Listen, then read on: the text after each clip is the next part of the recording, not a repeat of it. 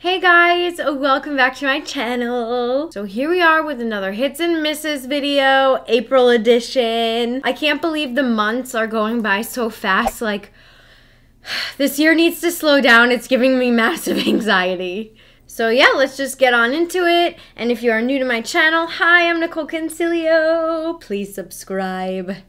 I'm gonna do it in order of like favorites and then not so favorites. So first up, we have the Smashbox Cosmetics Be Legendary Liquid Lips. I honestly love them so much. I have a combination on right now. I have Foiled Brat and Petal Metal on. These are really intense high pigment glosses. They're not too sticky, which is nice as well.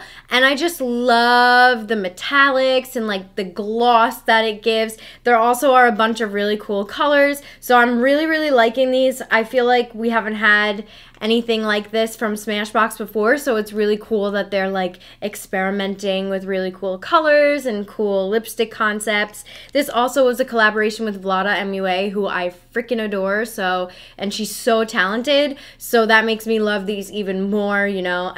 I love her. And my three favorite shades that I picked to show you guys is Petal Metal, then we have Crush It, and then of course Foiled Brat. And you can also mix the shades together and really get really cool combinations of colors, so that's another reason why I really love these. And yeah, I did a bunch of lip art with these as well on my Instagram, so make sure you check that out. My next favorite for the month of April has to be Lilly Lashes. These are in the style NYC. I have been completely obsessed with these. It's currently the lashes I'm wearing right now, and this is what they look like in the packaging. So they're really nice and full and fluffy. You kind of get that, I guess, like full dimension all the way around. I just think they're really beautiful. You can wear them for more natural looks like these or more dramatic. I really have loved these so much. I've been wearing them almost every day. Some Lilly Lashes really are hits and misses. Don't get me wrong, I love Lilly Lashes brand, but sometimes an eyelash that I'll see in a box won't necessarily look as nice on my eye, or it'll look different, not really how I expect it to look. So definitely be careful when picking out a lash for your eye style. Like, take into consideration if you have hooded eyes or more open and oval eyes like mine. Next up, okay, I have been using this puppy right here for a while now, for at least a month and a half, the Hoola Quickie Contour Stick from Benefit. I love this. This is basically what it looks like. It is a cream contour, and let me tell you, it is so creamy. Like, you can blend this out with literally 2 like daps from your beauty blender. What's a dap? And I really love the color, especially for my skin tone. This is what it swatches like on my hand, and I'll show you guys. Like, it blends out so freaking easily. Like, that's insane to me. I just find that it holds my actual powder contour in place even more. So the next products are the Stila Magnificent Metal Glitter and Glow Liquid Eyeshadows. Whoo, girl, that is a mouthful. But yeah, these are the colors that I have. I know everybody was raving about these a couple months ago, but honestly, I just got around to trying them, and oof, girl, they are worth the hype, let me tell you. They are so beautiful. Like, I cannot get over how pigmented and how gorgeous they are. I'm going to swatch some on the back of my hand. So some of these are glitters and some of them are actual, like, I would say metallic-y eyeshadows. These glitters are really perfect. They stay on all day too, so that's another good thing to know. And I just saw on Sephora they came out with a bunch of new springy pinky purpley ones, which is really pretty, but I've been wearing these a lot. I've actually even been taking some of the glitter and applying it as like a glitter highlight, which is really fun to do as well. So next up, I have the Urban Decay Basquiat collection. This is the more warm tone palette. I have been using the heck out of it for this entire month. Literally, it has all the colors that you could ever need if you're on the go. Like, you have your cool tones right there, your more warm tones. I just love that Urban Decay does a lot of this edgy, cool, fun stuff. It's kind of like right up my alley. For highlighters, Milk actually just came out with a new holographic highlighter. This is in the color Mars. You guys know I'm obsessed with Mars. And it's such a cool holographic highlighter. It has like red and pink like reflex to it, and I wore it to Coachella. I got a lot of compliments on it, and I don't know, I just think that cool holographic things are really, really dope for like the spring and summer months coming, and I really like this one. I love Milk's cream highlighters. I used the out of this one. This is Lit from Milk. As you can see, it's like a disaster area. And then last but certainly not least, now this is an older product. This has been around for a while. This is the Tarte Amazonian Clay 12-Hour Wearing Foundation. This is full coverage, girl, let me tell you. But I wore it the past weekend. I was at Coachella and it did not budge. And we were out in the desert. It was like 95 degrees. There was wind and dust blowing everywhere. My foundation lasted from like 8 in the morning to like midnight. I'm constantly reminded every single time I use this how good it is.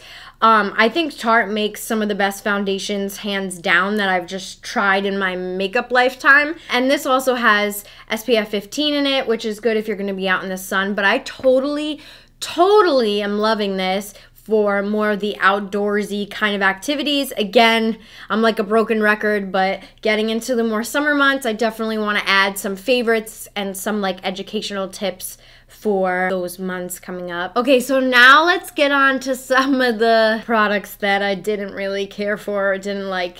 Buckle up, ladies and gents. So first up on the dislikes, we have the Pure Blue Agave mask, which is a peel-off mask and it's energizing.